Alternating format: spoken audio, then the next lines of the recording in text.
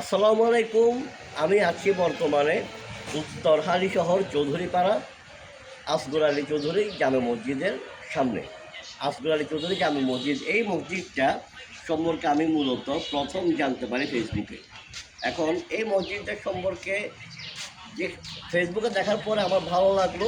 ভালো লাগার পর চিন্তা করলাম এখান থেকে এসে একটু ঘুরে যাই। তো এখানে আসলাম, আসার পরে তিনটে সুন্দর ছোটো ভাইয়ের সাথে দেখা হলো। ওদের সাথে এখানেই দেখা। তোমার নাম কি? তোমার নাম কি? মোহাম্মদ সাইদুজ্জামান সাইদ। আর তোমার নাম? মোহাম্মদ আলম। এই মসজিদটা তোমরা বলো, এই মসজিদটা মূলত কয় বছর আগে?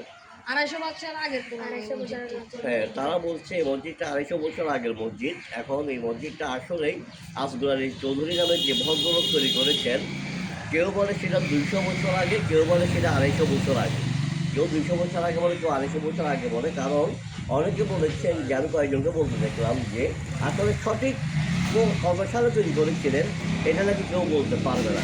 তো 200 থেকে 250 বছর আগের এই মসজিদটা আসলে খুব সুন্দর। এখানে কি এখন তালা মারে? এটা কি নামাজের সময় খোলা হয়? হ্যাঁ, ফজরের নামাজ পড়া হয়। ফজরের নামাজ পড়লে এটা খোলা হয়। আচ্ছা, ফজরের নামাজের সময় এটা খোলা হয়। আর ওইদিকে কিন্তু আবার নামাজের জায়গা আছে, ওইদিকে তো আমার নামাজের জায়গা আছে। বাকি 4 ওয়াক্ত নামাজ বলে এখানে হয় না? জি।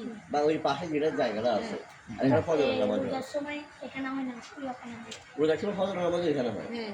আচ্ছা, তো ছোটো ভাইরা যেটা বলতেছে যে ফজরের নামাজটা সকল আছে, রোজার নামাজ ছাড়া ফজরের নামাজটা এখানে হয়, বাকি 4 ওয়াক্ত নামাজ হয় ওই ওই বাসায় জায়গা আছে, আমি একটু পরে দেখাবো।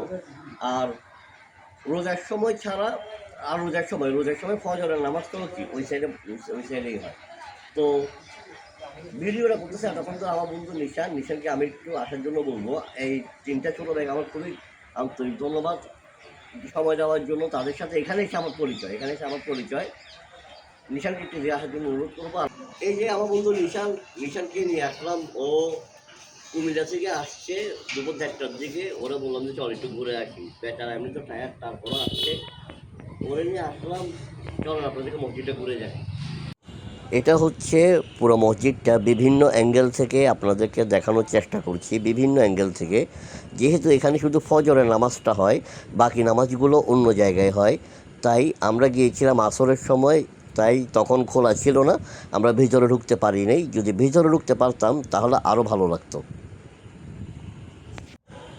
এখানে একটা পুকুর আছে যেখানে উজু করার ব্যবস্থা আছে, অন্য পাশেও উজু করার ব্যবস্থা আছে, এখানেও আপনি উজু করতে পারবেন। দেখেন পুকুরে যাওয়ার জন্য যে জায়গাটা, এখানে সুন্দর করে ফুলদানি দেওয়া আছে, দেখতেই সুন্দর লাগছে। আসলে এই যে ফুলদানি, দেখতেও সুন্দর লাগছে আসলে জিনিসটা।